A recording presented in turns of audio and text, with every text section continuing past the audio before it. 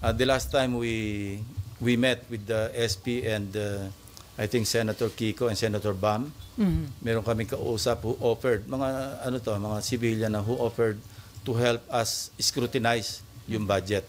Meron sila mga resource persons na nag-offer ng assistance. So we welcome and marami kaming na-discuss doon. Number one, aalisin talaga namin yung unprogrammed fund. Ang program appropriations, matitira lang yung sa foreign assisted. Of course, yung sa special purpose, yung contingent, yung mga quick reaction fund, hindi naman pwedeng alisin yon kasi paano kung mayroong calamity. Second, yung full transparency. Na-discuss na namin ito and we agreed with the Senate President, Senator Gatchalian, na hanggang sa BICAM, fully transparent.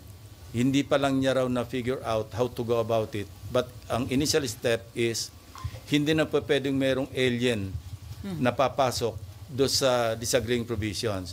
We will limit, for easier monitoring pati, we'll just limit ourselves to putting up a matrix o kaya just juxtapose lang yung House version against the Senate version, and we will confine or limit ourselves to synchronize, to reconcile the disagreeing provisions. Hindi na po pwede yung wala naman sa House version, wala naman sa Senate version, papasukan natin ng kung anong version.